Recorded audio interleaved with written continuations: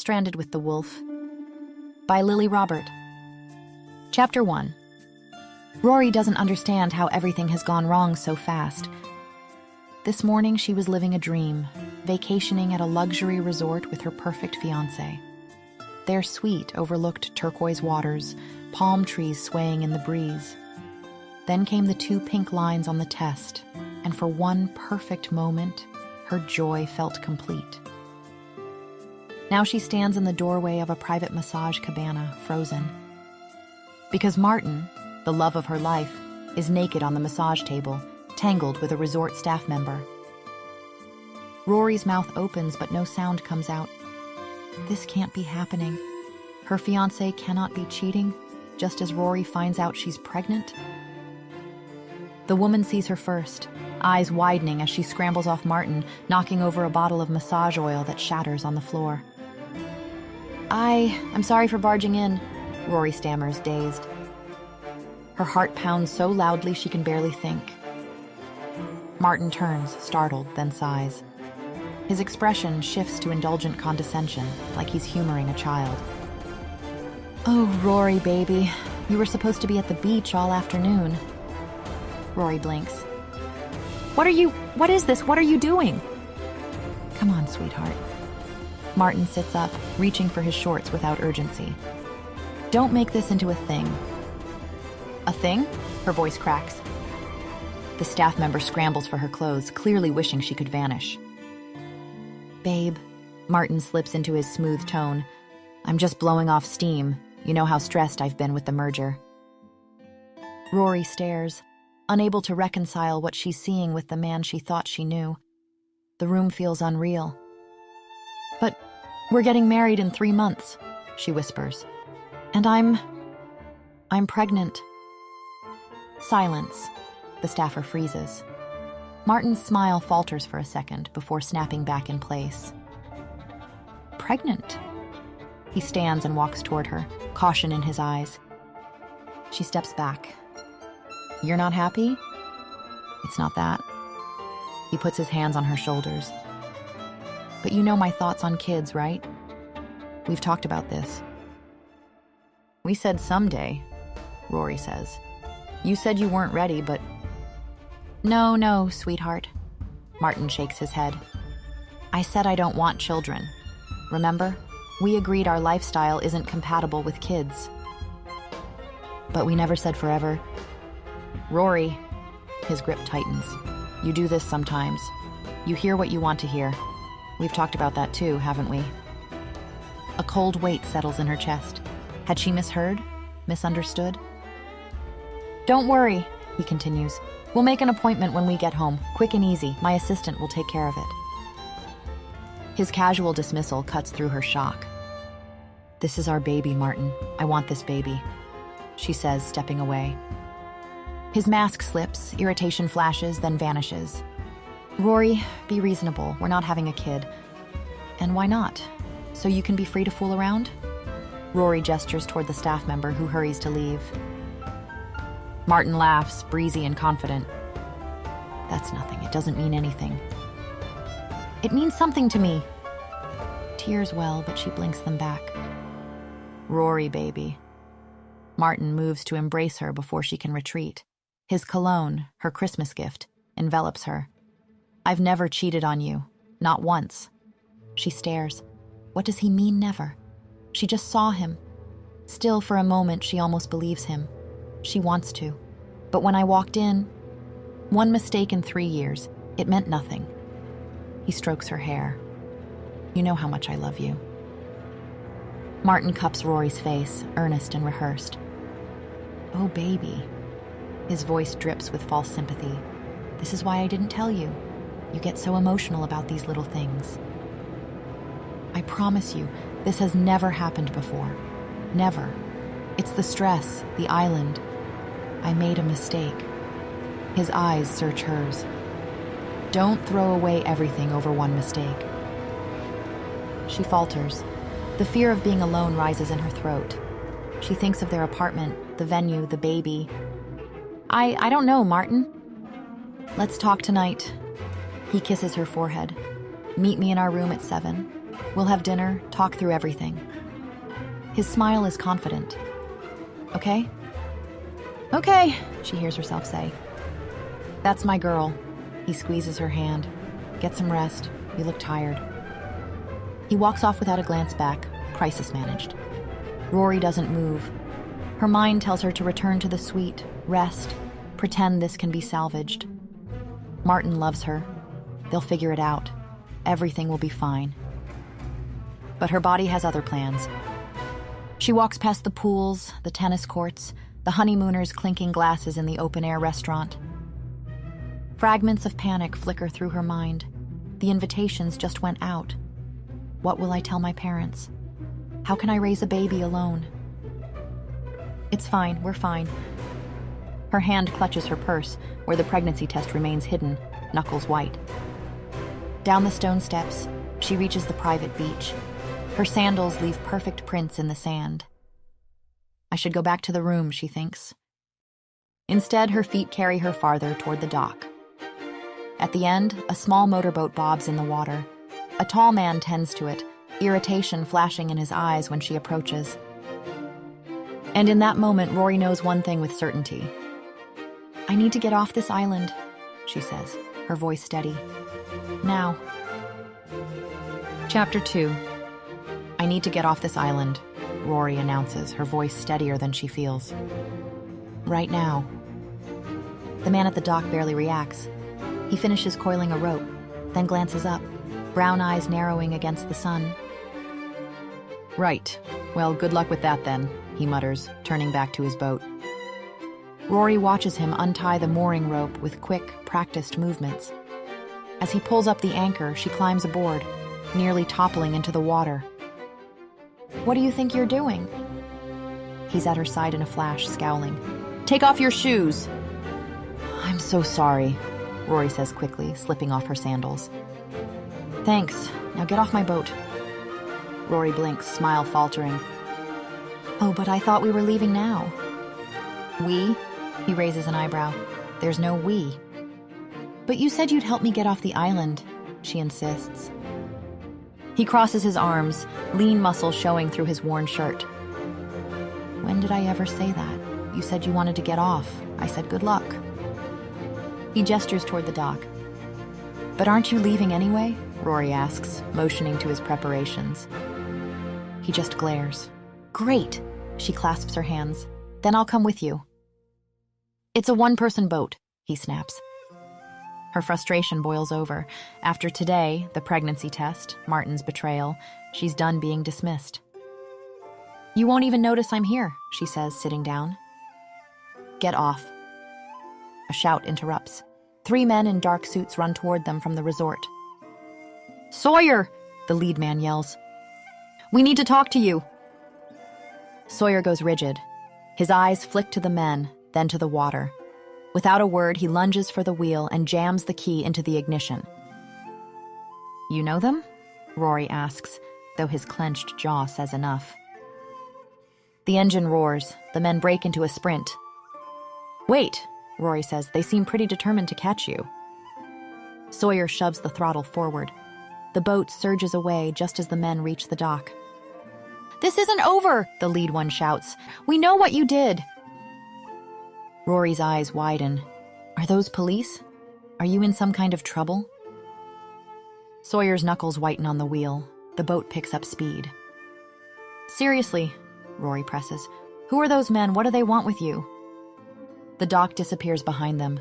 More people gather on shore. Security? Rory swallows a mix of relief and dread.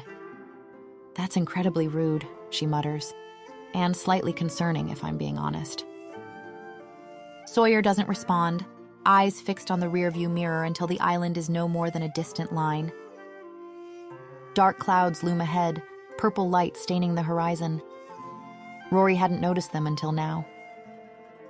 She's pregnant, alone, on a boat with a stranger heading into a storm. You're not much of a talker, are you, sir? She asks, trying to fill the silence. Sawyer glances sideways. Do you ever shut up? She snaps her mouth shut, stung. She's used to being liked. Agreeable Rory. Everyone likes her, everyone but Martin, and now this stranger. Memories flood in. Martin in bed with the staff member, his indifference, the baby. "Where are we going?" she asks, voice too high. "Off the island," Sawyer says, as requested. She looks at the endless ocean. There's an entire world off this island. "You don't say," he mutters, adjusting their course. Panic builds. No plan, no luggage, no confrontation, no closure. Her foot stomps before she can stop it. "I demand to know where we're going." Sawyer turns, amused. "Oh, I don't think you quite understand, sweetheart. This is my boat. You don't get to make demands." She opens her mouth to respond, then thunder cracks overhead. The storm rushes toward them. Rain lashes down. Wind whips her hair across her face. Waves rise fast. "What was that?" Rory asks, already knowing. Sawyer says nothing, jaw tight, eyes on the storm. Another boom. The boat crashes over waves that slam Rory's teeth together. "Maybe we should go back," she says, voice shaking. "It'll be fine," Sawyer mutters, though his grip tightens. The sky breaks open. Within seconds, she's soaked, shivering in her clinging sundress. The boat climbs a wave and crashes down. Rory's stomach flips. "I think I'm going to be sick," she gasps, stumbling toward the side. "Don't you dare go overboard," Sawyer yells, barely audible over the wind. Rory vomits, then slips, fingers sliding off the slick railing. For a heartbeat, she's falling. A hand grabs her wrist, yanks her back. Sawyer's face looms over her, rain-slicked and furious. "I told you to be careful," he shouts. "I'm sorry," she yells back, unsure what for. He hauls her toward the wheel, one hand never leaving her arm. "We need to turn back," he says. "Storm's too strong." Rory nods, more than ready to retreat, Martin or not. Sawyer spins the wheel. The boat groans as it struggles against the waves. She clutches his arm, digging in. They begin to turn. For a brief, hopeful moment, it seems they might make it. The boat turns slowly, straining against the current. Sawyer's face shows the first hint of relief. Then Rory sees the wall of water, massive, racing toward them. "Sawyer!" she screams, pointing. His eyes widen. He grabs her waist, pulling her tight. "Hold on to me," he growls into her ear. "Don't let go." Rory wraps her arms around his solid frame just as the wave hits. The boat rises. Rory's feet leave the deck as gravity loses its hold. For a suspended moment, they hang there. And then the boat flips, tossing them into the raging sea. The impact knocks the breath from Rory's lungs, the cold water filling her nose as her flailing arms lose their grip on Sawyer. Something solid slams into her back. Rory's last coherent thought is of the tiny life inside her. "I'm sorry," she thinks. Then darkness closes in. Chapter 3. Sunlight burns against Rory's eyelids and something rough scratches her cheek. Sand? Opening her eyes, Rory winces at the brightness. Paradise stretches before her. Pristine white sand, crystal turquoise water, palm trees swaying in a gentle breeze. "Hello?" Her voice comes out as a rasp. Rory struggles to sit up, every muscle protesting. "Is anyone there?" The only response is the rhythmic sound of the ocean and distant bird calls. Panic begins to rise in her chest when she spots a figure sprawled face down on the sand about 20 feet away. "Sawyer!" Ignoring her body's complaints, Rory scrambles over to him. Dark hair plastered to his head, clothes torn and sand-crusted. Her hands hover uncertainly over his back. "Sawyer, can you hear me?" Her voice rises with each word.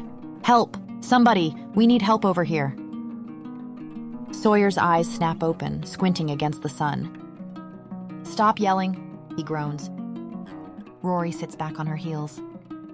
"Oh, thank God you're alive." God had nothing to do with it. He grimaces, pushing himself up to a sitting position. "We need to get help," Rory says, glancing around the deserted beach for signs of life. Sawyer gives her a look that suggests she might be simple. "Help? From whom? This is a deserted island." Rory's mind blanks at the term deserted. She doesn't like that word, nor what it implies. How do you know that? She challenges, crossing her arms. Sawyer gestures around them with a sweep of his arm. Because I have eyes. But I woke up earlier, he cuts her off. Our boat's wrecked about a half-mile down the beach. No radio, no working engine. I salvaged what I could, a flare gun, some water bottles, a first aid kit. He nods toward a small pile of supplies nearby. Not that it matters. There's nothing but ocean for at least 50 miles in every direction. Rory stares at him, processing this information. You woke up earlier, and then you just decided to take a nap here? Well, excuse me, but someone's been keeping busy swimming both of us to shore during a storm. Oh, the implication sinks in. You saved my life? He shrugs, looking away. The gesture is so dismissive of what must have been a tremendous effort that Rory feels a sudden, unexpected rush of warmth toward this grumpy stranger.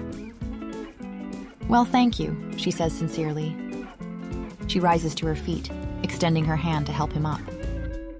I think we got off on the wrong foot, you and I. I'm Rory Sinclair. Sawyer stares as if she's offering him a dead fish. We need to look for help, Rory encourages. There could be people on the other side of the island, or a shelter, or... Are you deaf? Sawyer interrupts. I just told you this is a deserted island. But there has to be someone who can help. Panic edges into her voice. How are we going to go home if we can't call for help? Sawyer just blinks at her. How are we going to go home, Sawyer? She repeats, taking a step toward him.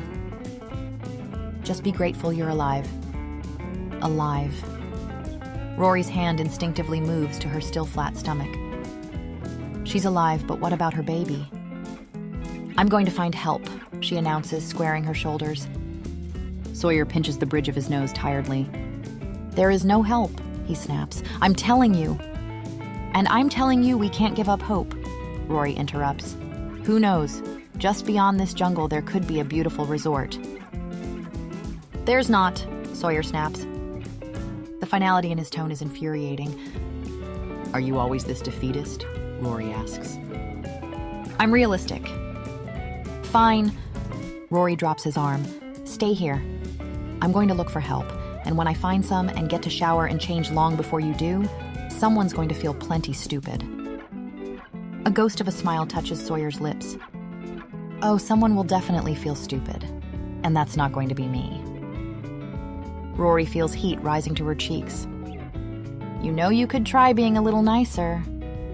Being delusional isn't being nice, sweetheart, Sawyer retorts. It's just wasting time. Something snaps inside Rory. Maybe it's the stress of the shipwreck, or the lingering shock of Martin's betrayal, or the fear for her unborn child. But suddenly, she's shouting. Kindness is never a waste of time. And besides, we're stuck on an island. We have all the time in the world, you big jerk. The words echo across the empty beach, Sawyer's expression unchanging. It makes Rory want to shake him. She doesn't. Instead, she turns on her heel and marches away from him, toward the line of trees that marks the edge of the beach. Don't go into the jungle alone, she hears Sawyer call out from behind her. You'll get lost. Watch me, she yells back, not slowing her pace.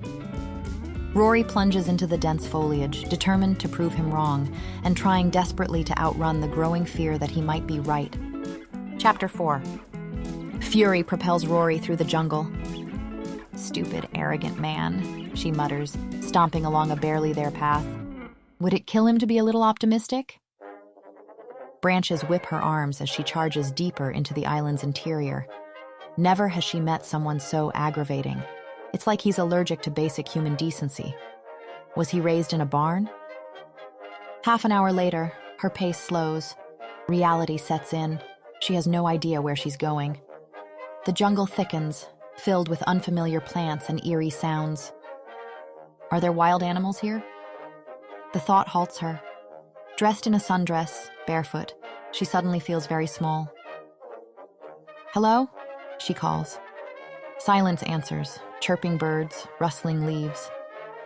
Maybe storming off wasn't her best idea. Then the sound of rushing water reaches her. Parched, she pushes through vines and gasps. A crystal-clear lagoon stretches before her, fed by a waterfall tumbling from rocks above. "Oh my God," she whispers. Sunlight filters through the canopy, sparkling on the surface. She rushes forward, scooping water into her hands. It's cool, sweet, miraculous. She splashes her face, washing off salt and sand. "Thank you," she breathes. At least something's going right today. She hopes the water's safe. It has to be. Bigger problems loom, like getting back before dark. With new resolve, Rory sets off, retracing what she thinks is her path. But time slips by. The sun sinks. Landmarks blur. "I'm lost," she admits, heart pounding. Panic rises, pregnant, stranded, alone. Then, movement behind her. She freezes. "Hello?" Her voice is barely a whisper. Leaves rustle. Rory backs away, searching for anything, shelter, a weapon. The foliage parts.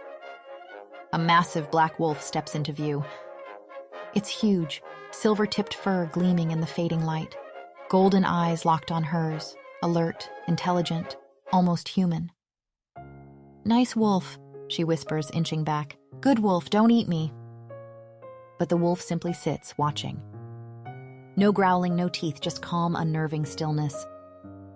"You're not going to attack me?" she asks. It tilts its head. Something in its gaze reminds her, bizarrely, of Sawyer. She lets out a shaky laugh. "I must be losing my mind. I'm talking to a wolf now." The wolf doesn't move. "You know," she says, relieved just to speak aloud, "this has been the worst day of my life. First, I find out I'm pregnant. Then I catch my fiancé cheating. He wasn't even excited about the baby." The wolf's ears twitch. "So I ran. Got on a boat with a complete, self-absorbed jerk. He saved my life." She pauses. "But he's still a jerk." She slides to the ground, comforted by the wolf's presence. "And now I'm lost in a jungle, talking to a wolf with no clue how to get back." Her voice cracks. The wolf rises and approaches slowly, nudging her hand with its muzzle before stepping back, looking toward the trees. "Do you want me to follow you?" It walks a few paces, then glances back. "This is insane," Rory mutters, getting up anyway. The wolf leads, pausing now and then to check on her. At one point, it paws at a low branch heavy with yellow fruit. "Are those edible?" The wolf huffs softly. "If I die from eating mystery fruit a wolf showed me, that'd be a fitting end," she says, picking one anyway. It's sweet and tangy, instantly refreshing. "Thank you," she says. The wolf just watches, eyes oddly knowing. As night falls, firelight glows ahead, her camp. Driftwood stacked, supplies arranged. No sign of Sawyer, but he's been here. "You did it," she whispers. "You got me back." The wolf sits at the edge of the jungle, silent. "Thank you," she says again sincerely. "I don't know why you helped me, but thank you." It blinks once, then slips into the darkness without a sound. Chapter 5. Rory wakes to the smell of smoke and something cooking. Sawyer crouches by the fire, turning what looks like fish on a makeshift spit. "You came back," she says, stretching. "It's my campfire," he replied. Rory attempts a smile. "Aren't you curious about how I found my way back to the beach yesterday?" she asks. A wolf guided me." She expects, if not a full-on gasp, at least a small raise of eyebrow. But Sawyer just gives a sideway glance and says nothing, like a wild wolf guiding her to the jungle is just an everyday occurrence. "There really was a wolf, here on the island, and it didn't attack," Rory insists. Sawyer sighs. "Or maybe you were so dehydrated you hallucinated the wolf?" "I didn't," Rory snaps. "I'd found a lagoon and drank water by then. It's about 30 minutes that way." She points toward the jungle. Sawyer doesn't look up from the fish. "And did you see anyone on your way?" he asks. "No," Rory admits quietly. I don't think there's anybody else around. You don't say. The man sounds so smug it makes Rory want to stomp her feet again.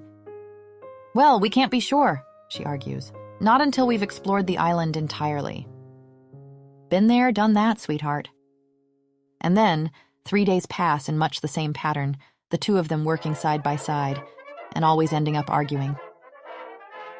Let's build our shelter here, closer to the trees for shade, Rory says, pointing to a spot near the jungle's edge. And farther from the beach where we could see rescue boats? Sawyer counters. Do you have to argue with literally everything I say? Only when you're wrong, Sawyer says. So yes. The shelter comes together slowly. A crude A-frame structure with a palm-thatched roof. It's barely big enough for 2 people, ensuring their sleeping arrangements remain uncomfortably close despite their mutual animosity. Each night they retreat to opposite sides of the small space, backs turned to each other. And each dawn, Rory notices Sawyer disappearing into the jungle, returning hours later with no explanation. Once, she wakes to find him gone and follows his footprints along the beach until they mysteriously end at the jungle's edge. And next to the path, she finds clothes, Sawyer's clothes, like he'd just left them there. She doesn't dare ask what he is up to. By the 7th day, their shelter is nearly complete. The roof needs reinforcing before the next rainfall, and they need more fresh water. I'll show you where the lagoon is, Rory offers. Sawyer considers for a moment, then nods. They set out with makeshift water containers, coconut shells, and a cracked plastic container salvaged from the wreckage.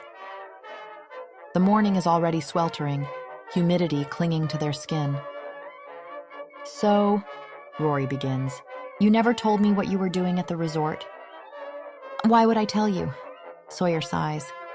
Did I ask you what you were doing at the resort? Oh, Rory perks up. Well, I was on holiday with my... That was a rhetorical question, Sawyer interrupts. Rory pouts.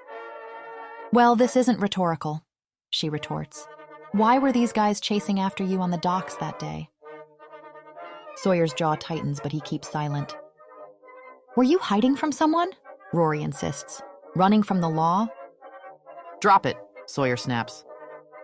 We're stuck here together. I think I deserve to know. You don't deserve shit, Sawyer snaps. You forced your way onto my boat.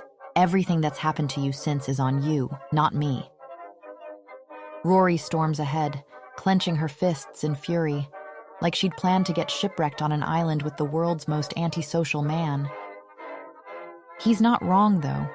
She'd fled the resort with no luggage and no plan because she'd felt as though if she didn't do it in that very moment, she wouldn't have the courage to.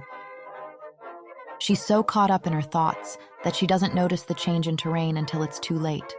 One step, solid ground, and the next, her foot sinks into something soft. Sawyer? She calls, surprised. No response. He must have fallen behind. Another step, and she sinks deeper, the ground now swallowing her up to her calves. Oh God, she realizes, quicksand. She's just stepped into quicksand. Sawyer! Her voice rises with fear. Come quick, help! She tries to pull her legs free, but only sinks deeper into the muck. Now it's at her knees.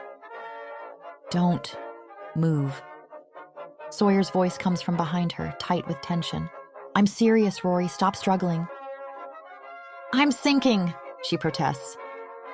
The quicksand reaches her waist, cold and suffocating. I can see that. Sawyer appears at the edge of the pit. But you need to keep still. Rory shakes her head, unable to process his words much in her panic. Get me out, she screeches.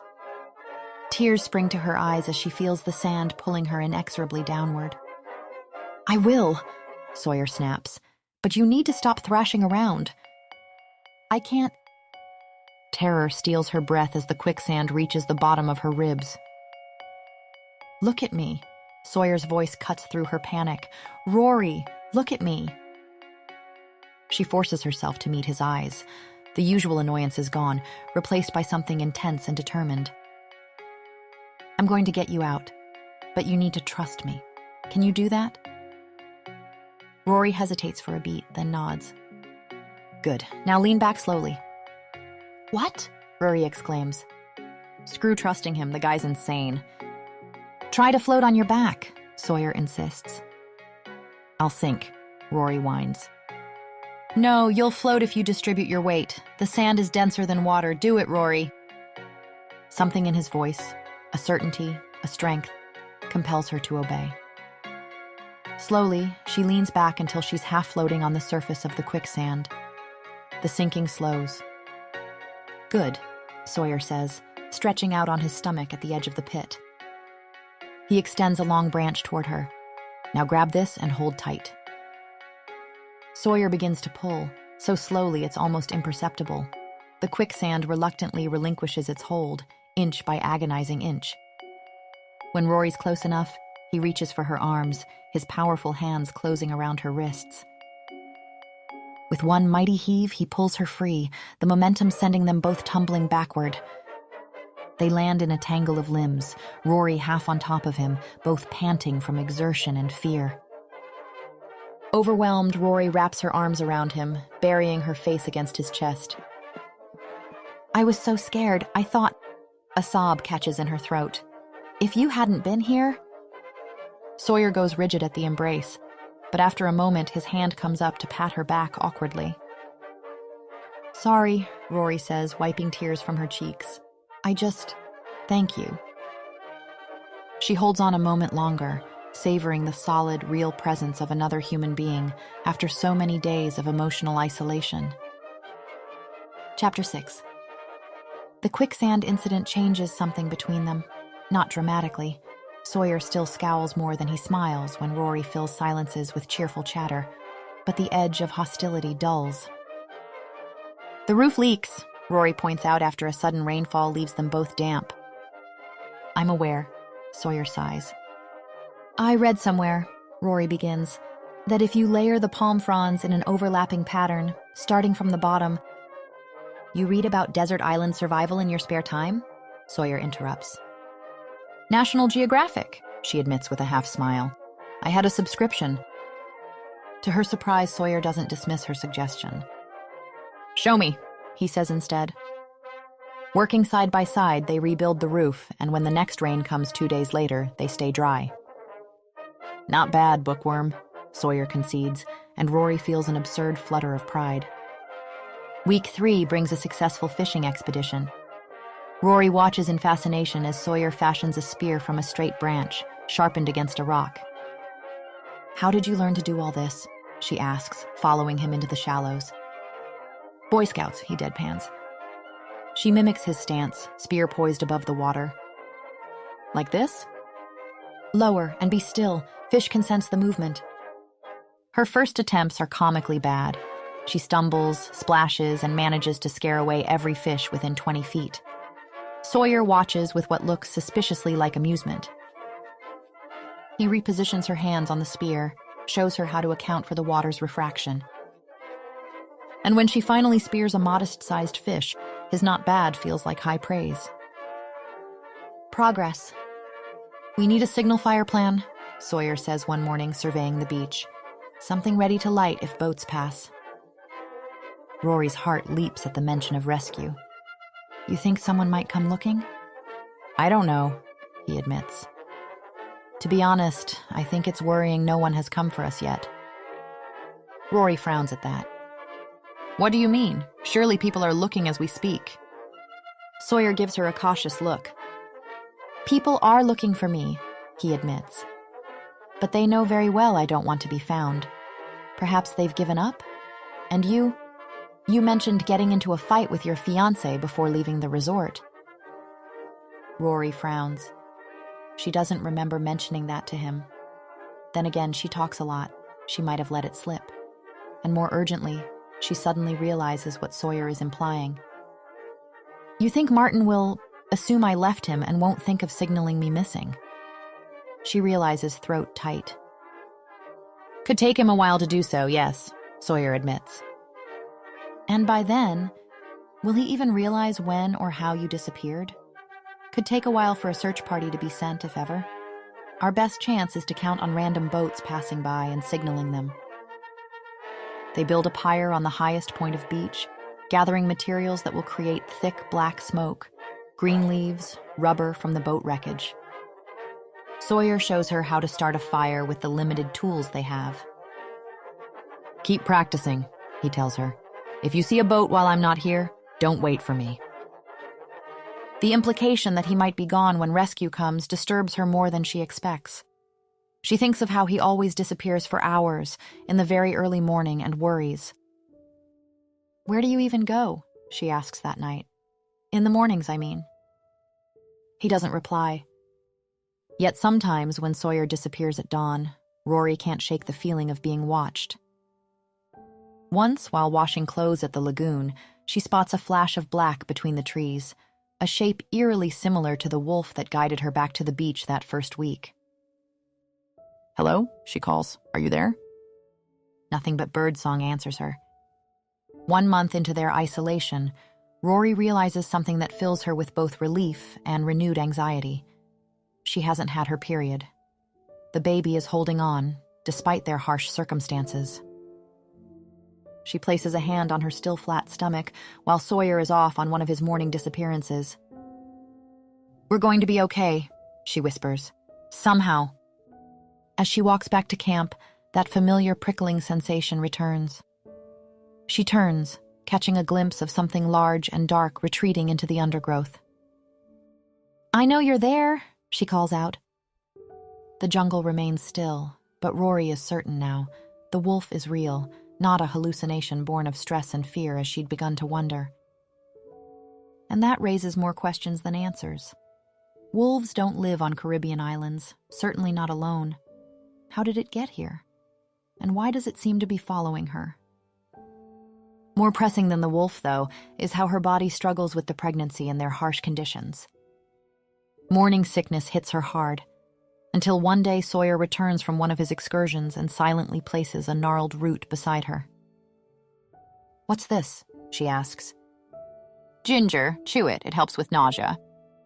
Rory stares at him, the implications sinking in. "How did you know?" she asks softly. "Just take the ginger," Sawyer says. Days blend into a routine. They wake at dawn. Sawyer is often already gone. One afternoon, while arranging their meager supplies, Rory builds up the courage to ask, "Have you seen the wolf around?"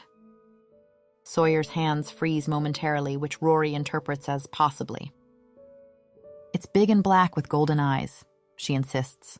"I didn't hallucinate. It's still there, Sawyer." He turns to face her, expression carefully neutral. "There are no wolves in the Caribbean," he says, making Rory narrow her eyes. He's hiding something, but why would he even lie about not seeing the wolf if he has? Is he trying to reassure her? The more time they spend together, working, surviving, slowly learning to trust each other, the more Rory wonders about his past, because it's obvious it weighs on him. The way his expression darkens sometimes when he stares at the horizon, how he tenses at unexpected sounds from the jungle. A week later, as they sit by the fire eating dinner, Rory gathers her courage. "Did you break the law?" Sawyer's head snaps up, his eyes meeting hers across the flames. "Why do you ask?" "Those men at the resort. They weren't just looking for you." She keeps her voice gentle. "You've been running from them, haven't you?" He studies her for a long moment before finally giving a single, reluctant nod. "You're going to ask me what I've done?" Sawyer says finally, his voice rough. Rory considers this. A month ago, she might have demanded answers, insisted on knowing exactly what kind of person she was stranded with. But now she knows Sawyer in ways that go beyond words or explanations. "Do you want to tell me what you've done?" she asks softly. "No," Sawyer admits quietly. And so Rory resumes eating with a shrug. "That's it?" Sawyer asks after a beat. "Aren't you worried about what I might have done?" Rory looks up. "No," she says simply, with complete sincerity. Sawyer searches her face, brows furrowed. Then his shoulders relax slightly. Something has shifted. The island remains unchanged, isolated, dangerous, a prison of palm trees and endless ocean. But it no longer feels quite so hopeless. Not when faced together. Chapter 7. Dusk settles over the island, painting the sky in deepening shades of orange and purple as Rory gathers firewood at the jungle's edge. Sawyer had disappeared hours ago on one of his mysterious excursions, leaving her to handle the evening preparations alone. Just once it would be nice if he'd tell me where he's going, she mutters, bending to pick up another stick. A soft, dry rustling freezes her mid-motion. There's a snake slithering across the fallen leaves. Its diamond-patterned scales catch the fading light, yellow-brown against the forest floor. Rory's breath catches in her throat. She's no expert, but everything about it screams venomous. Carefully, she straightens. "Easy," she whispers. "Just stay calm." The snake's tongue flickers out, tasting the air. Rory takes one slow step backward, then another. The branch beneath her foot snaps with a crack that seems deafening in the tense silence. The snake coils instantly, its body forming tight, muscular loops. Rory freezes again, heart hammering against her ribs. If it strikes... A black blur explodes from the undergrowth, hurtling toward her with startling speed. Rory stumbles backward, dropping her gathered firewood in shock. The massive black wolf, her wolf, leaps between her and the snake, a growl rumbling from deep in its chest. The snake strikes with lightning speed, its fangs sinking deep into the wolf's foreleg. A high-pitched yelp cuts through the evening air. The wolf shakes its leg violently, flinging the snake against a nearby tree trunk with enough force to stun it. Without hesitation, it pounces, finishing the reptile with a single bite to its neck. "Oh my God," Rory breathes, taking a step toward the wolf. "You saved me again." The wolf turns to her, golden eyes clouded with pain. "You're hurt." Rory approaches slowly, her fear of the massive predator long since replaced by something like trust. "We need to get you back to the shelter." The wolf looks up at her, then back toward the jungle, as if contemplating retreat. "Please," Rory says, her voice breaking slightly. "Let me help you." After a long moment, the wolf struggles to its feet, swaying slightly. "That's it. Good. Wolf." Rory reaches out tentatively, touching the thick fur at its neck. "We need to clean that wound." Guiding an injured wolf through the jungle proves challenging. The creature is clearly in pain, its steps becoming increasingly unsteady. By the time they reach the shelter, twilight has faded to true darkness, and the wolf's breathing has grown labored. "Lie down," Rory instructs, hastily lighting the fire. "I need to see how bad it is." To her surprise, the wolf obeys, collapsing onto the sand with a whimper that tugs at her heart. She brings water and cloth, gently cleaning the puncture wounds on the wolf's foreleg. Already, the limb is swelling, hot to the touch.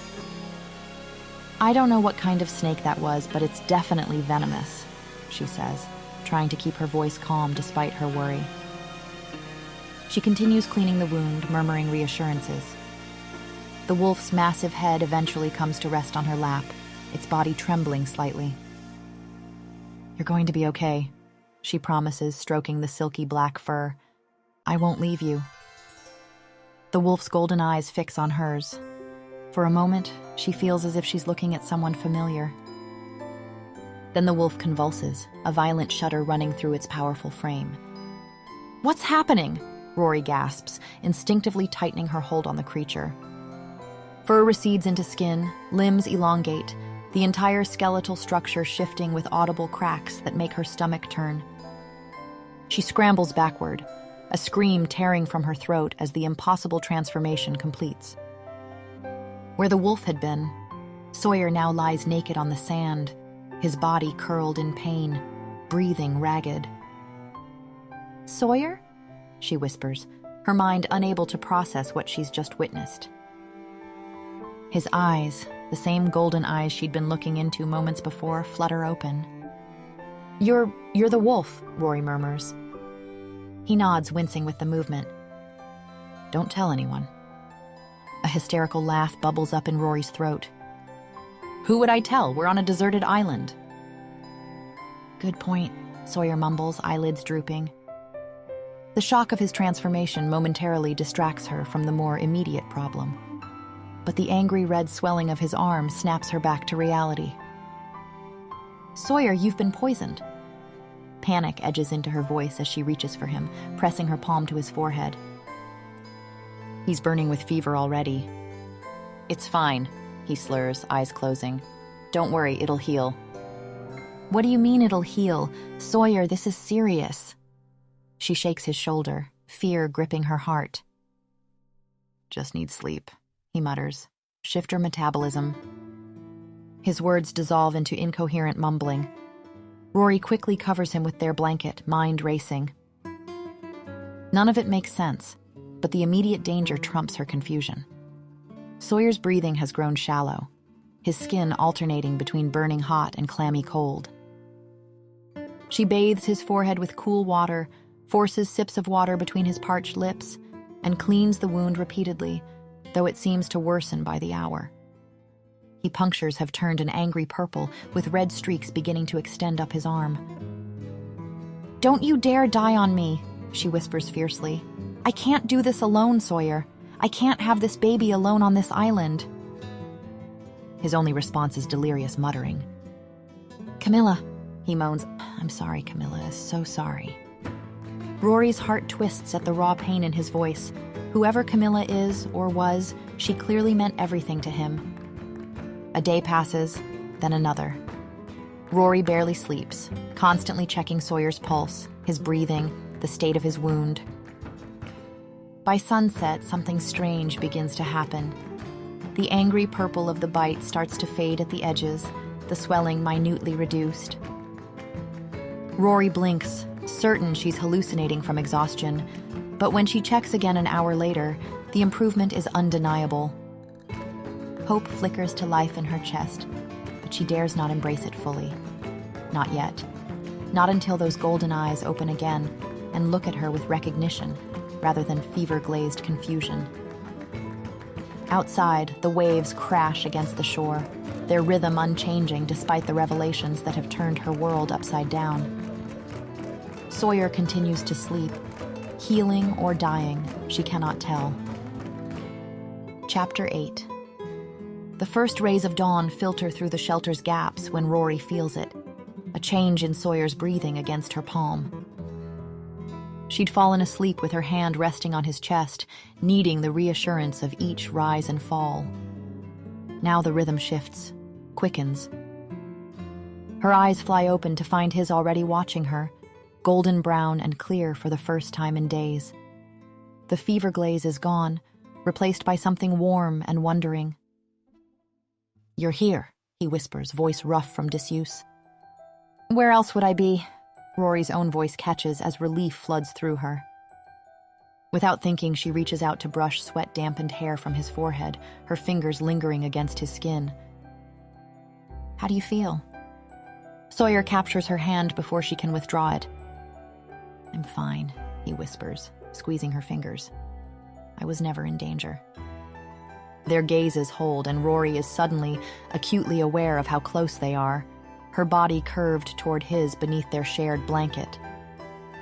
She spent 3 days watching him fight for his life, memorizing every line of his face, and now that face is watching her back with an expression she's never seen before. You saved me again, she murmurs. That snake would have killed me. Sawyer attempts to sit up, wincing with the effort. How long was I out? He asks softly. Almost 3 days. Rory reaches for the water container nearby, bringing it to his lips. I thought I might lose you. The simple admission costs her more than she expected. And Sawyer's thumb gently wiping away a tear she hadn't realized had fallen. I'm harder to kill than that, he assures her. I told you I would heal. Your wound, Rory manages, trying to regain composure. It's almost gone. That's not normal. Sawyer's expression softens. His hand slides from her cheek to rest at the nape of her neck, keeping her close as if afraid she might pull away from what comes next. No, he agrees quietly. It's not for humans anyway. The confession hangs in the air between them, waiting for her reaction. Rory takes a deep breath, steadying herself. "The wolf," she says. "All this time it was you." It's not a question, but Sawyer nods anyway, his fingers tensing slightly against her skin. Yes. Rory's mind fills with images. The wolf guiding her back to the beach, the strange sensation of being watched when Sawyer was gone. "Why didn't you tell me?" she asks. His thumb traces a small circle at the base of her skull. "We're not supposed to reveal our abilities to humans," he says, looking slightly apologetic. "Who's we?" Rory asks. "What are you exactly? A werewolf?" This draws a genuine chuckle from him. "A shifter," he corrects. "I was born this way. It's what I am, not something that happened to me." Rory's free hand reaches out tentatively, tracing the barely visible scar where the snake's fangs had pierced his skin. "You said you were never in danger," she comments, trying to make sense of things. "My metabolism is different," Sawyer explains. "Faster, stronger, we heal quickly." Rory looks up, meeting his eyes. "And so there are more like you?" Something like caution flickers across his face. "Yes, we live in packs mostly, or tend to," he adds, looking away. "The men at the resort," Rory realizes suddenly. "Were they—" "Some of them," Sawyer confirms. "The others were federal agents." "Why were they chasing you?" Their eyes meet, and something in Sawyer seems to yield. "I was the alpha of my pack," he begins, voice low and intimate. "The leader, if you will. And as such, I also had a human life. I ran a company, a big one, until one day I couldn't." "Couldn't?" Rory parrots, confused. "Wouldn't," Sawyer admits. "So I left." Rory blinks, processing this. "And they want you to go back?" she asks. "Against your will?" "Yes," he murmurs. "For financial reasons?" Rory senses there's much more to the story, depths of pain and complication he's not ready to share. But the trust in this partial confession feels like a precious gift, nonetheless. "You're safe here," she whispers, the words a promise she has no right to make. Sawyer's eyes search hers, and whatever he sees there seems to reassure him.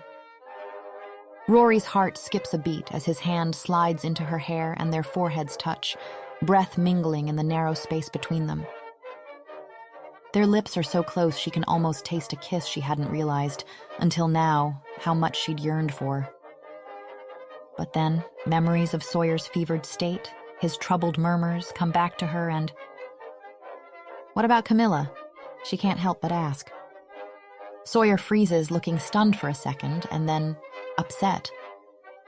"How do you know that name?" he asks, turning away. "You called for her," she explains gently, "when you were delirious with fever." Sawyer's expression hardens in an instant, as if a door has slammed shut between them. "Camilla is dead," he says flatly. Rory winces internally. She shouldn't have asked. "I'm sorry," she whispers. "I didn't mean to." "It's not your fault." He struggles to his feet. "I need some air." "Wait, Sawyer." Rory's fingers brush his wrist. For a moment, he looks back at her, and Rory glimpses the raw pain beneath his composed exterior. Then he's gone, moving slowly but purposefully toward the jungle's edge. Chapter 9. The following day, Rory finds herself watching the muscles in Sawyer's back as he chops wood, the way sweat traces the contours of his shoulders, disappearing beneath his tattered shirt. Something has changed, a barrier broken. Now, every glance carries weight, every accidental touch lingers a heartbeat too long. When he straightens, nostrils flaring, a low rumble thrums in his chest, and as Rory reminds herself he is part wolf, her cheeks flushed with heat that has nothing to do with the tropical sun. At night they lie mere inches apart, close enough that Rory can feel the warmth radiating from his body. "You're restless tonight," Sawyer murmurs in the darkness. "Just thinking," she replies, grateful he can't see her blush. "About?" About how your hands would feel on my skin, she thinks. About the taste of your mouth. About whether you'd be gentle or fierce or both. Home, she says instead. There's a beat of silence, and then... Do you miss him? Sawyer asks quietly. Who? Rory frowns. Your fiancé. The word sounds strange now, distant as another life. He isn't my fiancé anymore, she corrects. Are you sure about that? There's something in Sawyer's tone. A careful neutrality that doesn't quite mask the tension beneath. Rory turns on her side to face him. I caught him cheating on me, she says. It's over. But you didn't tell him that, Sawyer persists. You just ran. The observation strikes uncomfortably close to truth. By day, they orbit in a slow, deliberate dance. When Rory wades from the lagoon, Sawyer's gaze trails every bead of water down her body. His casual touches, a palm at the small of her back, knuckles brushing hers over a water jug, spark along her skin. At dusk, he kneels behind her to teach palm frond weaving, chest of furnace to her spine, breath stroking her nape. Like this, he murmurs, his voice low near her ear as he guides her fingers. Rory can barely focus on the weaving. All she feels is the solid warmth of him, the slight roughness of his calloused hands over hers, the way his breath stirs tendrils of hair at her temple. She inadvertently leans back against him. She feels his sharp intake of breath, the momentary tightening of his arms around her. You're a quick learner, he says, but doesn't move away. She turns her head slightly, bringing their faces close enough that she can see the golden flecks in his eyes. For a breathless moment, she thinks he might close the distance between them. We should get some sleep, he says instead. Early start tomorrow. And then, one night, Rory wakes to the sound of restless movement. Sawyer paces at the shelter's entrance, his powerful frame silhouetted against the moonlight. What's wrong? She asks. He freezes at the sound, his back to her, shoulders rigid. Go back to sleep, Rory. Instead, she rises, drawn to him by some instinct deeper than thought. As she approaches, she sees his hands clenched into fists. Sawyer? His nostrils flare as he inhales deeply, eyes closing for a moment as if in pain. When they open again, they fix on her with predatory intensity. I can smell you, Rory, he says, voice rough like gravel. Every emotion, every change in your body, every time your pulse quickens when I'm near. Understanding dawns, heat flooding her cheeks. You mean you can smell my attraction? Yours calls to mine, he admits, taking a step closer despite his earlier warning. It's been driving me crazy for weeks. The confession sends a thrill down her spine, desire pooling low in her belly. How do I smell now?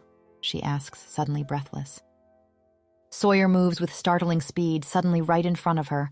He lowers his face to the curve where her neck meets her shoulder, inhaling deeply. Like heat, he murmurs, the word itself a caress. And want.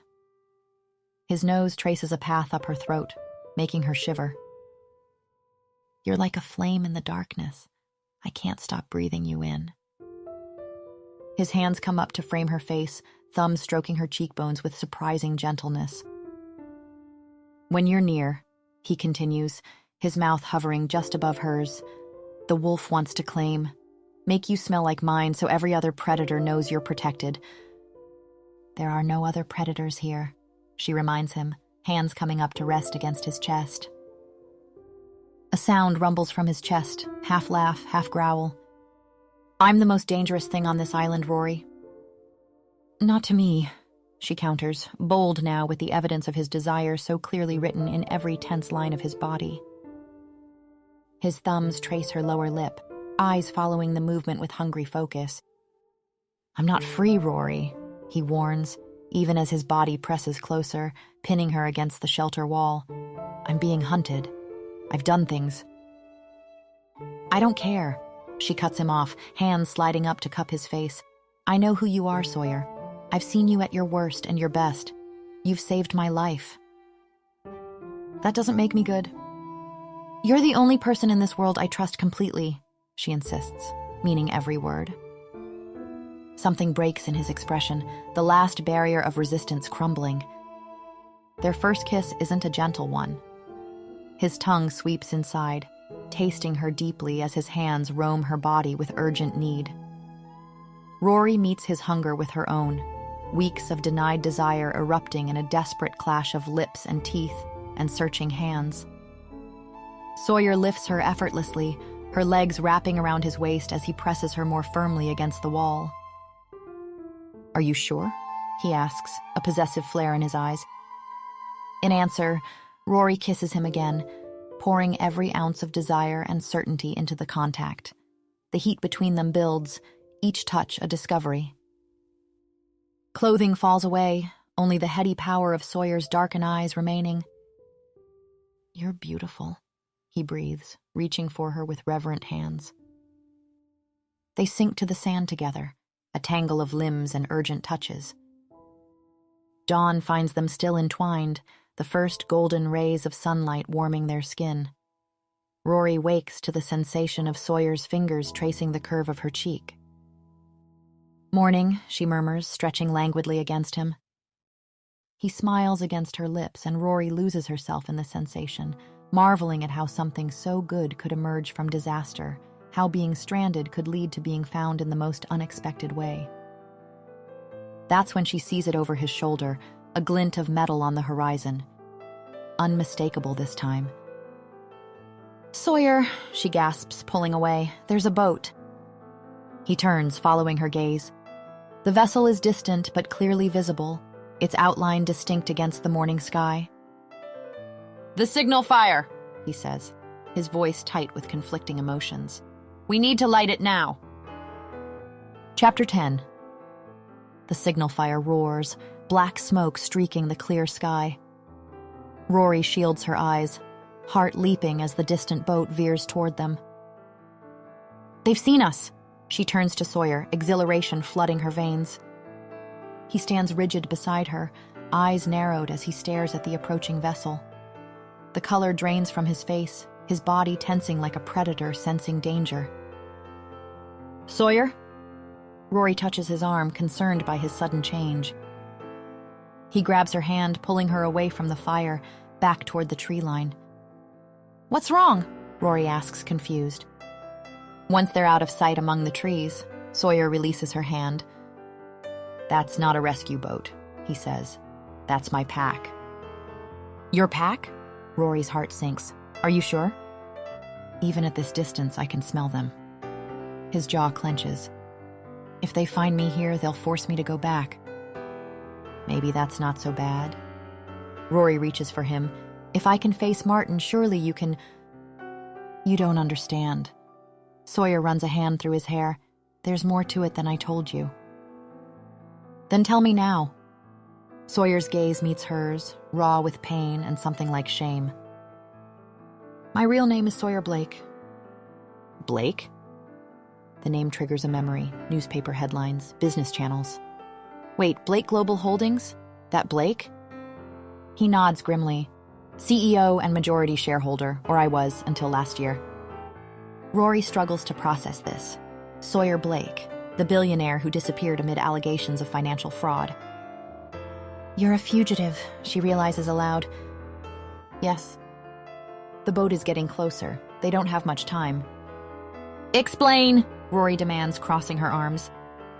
"When my father died, I inherited a company built on corruption," Sawyer says, words tumbling out in his urgency to make her understand. Corner cutting, environmental violations, all buried in shell companies and offshore accounts. "And you knew about this?" "Not until after I took over. My father kept me in the dark." Bitterness twists his features. "When I discovered the truth, I started secretly gathering evidence, planning to clean house without destroying the company." "What happened?" "Camilla happened." His voice softens on the name. "She was an environmental lawyer I hired to help navigate the cleanup. We fell in love." The pieces begin to click into place. "The woman you called for when you were feverish." "Yes. We were going to expose everything together." rebuild Thorn Global as something better. Then I made a decision that cost her everything. The distant boat engine grows louder. Sawyer glances toward the beach, then continues, speaking faster now. The board discovered what we were planning. They came to me with an ultimatum: drop the investigation or they'd release information about the pack, expose our existence to the world. You chose to protect your pack, Rory guesses. I chose wrong. Self-loathing saturates his voice. I told Camilla we needed to back off, find another way. She didn't agree. His eyes close briefly, the memory clearly agonizing. 2 days later, her car went off a cliff. Brake failure, they called it. The police found nothing suspicious. But you knew better, Rory whispers, horrified. I knew who was responsible, my own board members, willing to kill to keep their secrets safe. Rage flashes in his eyes, briefly turning them fully golden. The same night, they framed me for the very crimes I was trying to expose. By morning, federal agents were at my door with a warrant. So you ran? Yes. His shoulders slump slightly. My PAC's counsel ordered me to turn myself in, face trial, said we couldn't risk exposure. I refused. That's why they're hunting you, Rory realizes. Not just the authorities, but your own PAC. Sawyer nods grimly. In their eyes, I've endangered everyone by remaining free. A fugitive shifter draws too much attention. The boat engine cuts off. They've reached the shallows. Rory. Sawyer takes her hands, his expression desperate. I can't go back, not to a pack that would sacrifice justice for safety. What about clearing your name? She asks. Finishing what you and Camilla started? All the evidence is gone. Shouting comes from the beach, voices calling, searching. Tell them I died, Sawyer says. The words rushed out, urgent and desperate. You want me to lie? Rory whispers. It's the only way. But we'd be separated, she protests. After everything... Rory, my life was over long before I came to this island, Sawyer says. Don't say that. It's the truth. His voice is flat, devoid of hope. What happened to Camilla was my fault. I don't get to just start over. But you deserve... I deserve this, he cuts her off, gesturing to the wild island around them. Just survival. The resignation in his voice breaks Rory's heart. It's better this way, for everyone. His hand moves to rest on her stomach. Especially for you and the baby. Those men killed Camilla without hesitation. They wouldn't spare you. I can't just leave you here, Rory protests, her voice breaking. What about your future? Sawyer gives a small, humorless laugh. I'm a fugitive shifter with enemies in both human and pack worlds. There is no future for me out there. He looks toward the beach where voices grow closer. I'll hide deeper in the jungle, mask my scent. But I need your help, Rory. The impossible choice looms before her. Leave the man she loves behind, or risk her child's well-being on a fight they cannot win. I can't bear the thought of never seeing you again, she whispers, her hand covering his where it rests on her stomach. It's better this way. You go back to your world, build a life for your child. And I... He glances around at the wild jungle. This is my home now, my penance. Sawyer, promise me you won't look back, he interrupts, his eyes intense. Don't waste your life thinking about me. Footsteps approach through the undergrowth. They're almost out of time. Okay, Rory agrees, tears spilling down her cheeks, though the promise feels like acid on her tongue. I'll do it. Relief floods Sawyer's expression. He pulls her close, his kiss desperate and tender all at once, a goodbye with no promise of reunion. Thank you, he whispers against her lips, for making these last weeks worth living. Before she can respond, he's gone, disappearing into the dense jungle with preternatural speed and silence. Rory wipes her tears, forcing her expression into one of relief and exhaustion as she steps back toward the beach. The performance of her life is about to begin. 3 men emerge at the edge of the trees, tall and sharp-eyed, their presence unmistakably predatory. It's the right choice, the only choice for her child. But as the boat pulls away from the island, taking her back to civilization while leaving her heart behind, Rory has never felt more adrift. They search her face for cracks, but find only grief. She holds their gaze, steady and quiet, while inside her, something shatters. It feels like mourning a man who isn't dead, a goodbye she can never take back. "Find me," she thinks desperately, hoping somehow he can sense her thoughts across the growing distance. "Find me again." Epilogue, 2 years later. Rory rocks gently in a second-hand chair, her daughter cradled against her chest. Rain taps softly at the apartment window, a soothing backdrop to the lullaby she hums. Her baby is 15 months old, with Martin's hazel eyes and dark hair, but the fierce little spirit belongs to someone else entirely. "There we go," she whispers as her daughter's lashes settle on her cheeks. Carefully, Rory rises and lays her in the crib, smoothing a hand over wild curls. Coming back had been harder than expected. The media storm, resort guest survives months on deserted island, lasted for weeks. Reporters pressed for details she couldn't give. Her story held, but the scrutiny wore her down. Martin showed up at the hospital, all smiles for the cameras. Off-screen, the mask dropped. "You can't seriously be keeping it," he hissed, eyes on her belly. "Think about your figure, your career. Think about me. I'm not ready to be a father." Rory laughed, genuinely. After what she'd survived, his selfishness felt laughable. "There is no us anymore, Martin," she said. "And this baby isn't yours in any way that matters." His face twisted. "You cheated on me? On that island? With who?" She hadn't bothered explaining. Biologically, the baby was his, but Sawyer had been the one to protect, cherish, and fight for them both. "Goodbye, Martin. Don't contact me again." He hadn't, aside from signing away his parental rights, a final act meant as punishment, but one Rory accepted as a gift. She checks the monitor, then returns to the living room. After finishing her degree, she found a job teaching swimming at a private school. The hours suit Camilla's needs. Their housing is modest, but enough. It's a good life, quiet, steady.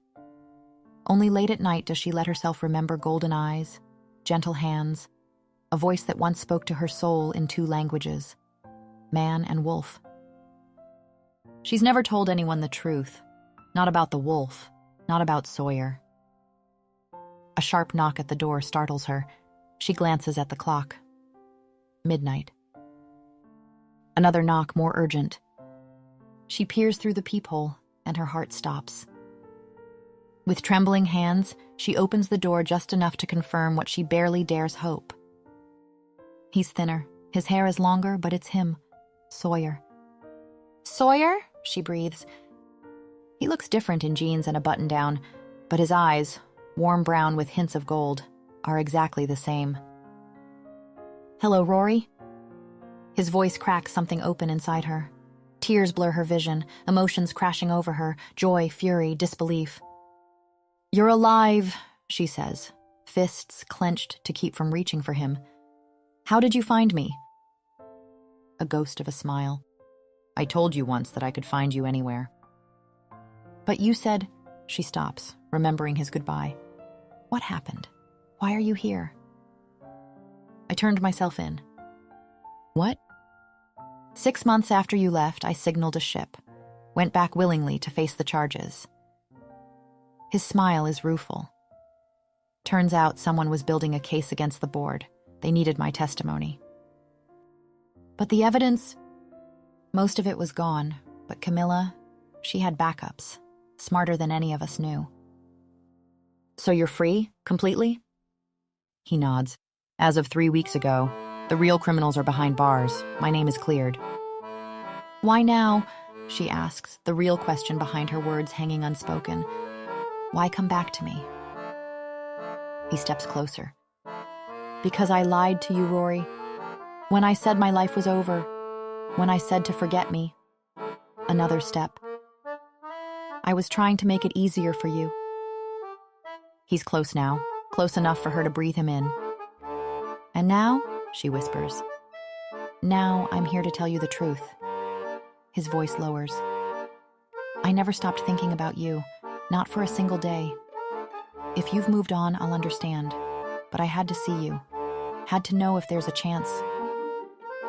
A cry from the baby monitor cuts through the silence. Sawyer stiffens. His gaze shifts toward the sound, then quietly, the baby. Rory nods. My daughter, I should... He steps back. Of course. She returns moments later, daughter in arms. Sawyer hasn't moved. He stares at the child, awe and uncertainty battling in his expression. Rory steps closer, tilting the baby toward him. This is Camilla. Sawyer inhales sharply. You named her after someone important to you, Rory says, to honor what we shared. Emotion ripples through him, raw and visible. Camilla, he whispers. Rory repeats gently. Camilla, this is Sawyer. He's someone who has waited a very long time to meet you, he finishes. He reaches out, pauses, then glances at Rory. She nods. Gently, he touches Camilla's hand. Her fingers curl around his. She's wonderful, he says, voice hushed, like her mother. Rory's tears spill. I never thought I'd see you again. I know. He brushes a tear from her cheek. I thought staying away was right. And now? Now I think we've both suffered enough. He cups her face. If you'll have me, if you're willing, I want to be part of your lives. Both of your lives. Rory leans forward, careful of the child between them, and kisses him. Soft. Sure. A beginning. You're here now, she says. That's what matters. Outside, the rain falls steady.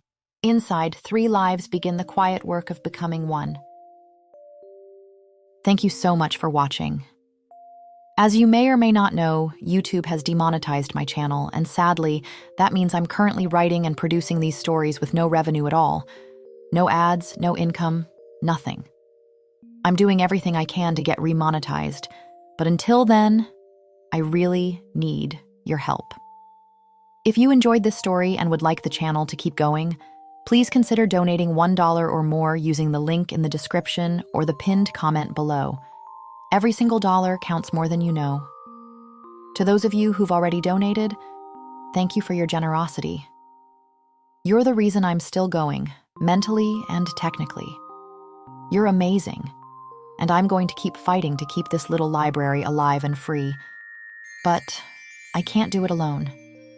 Thank you.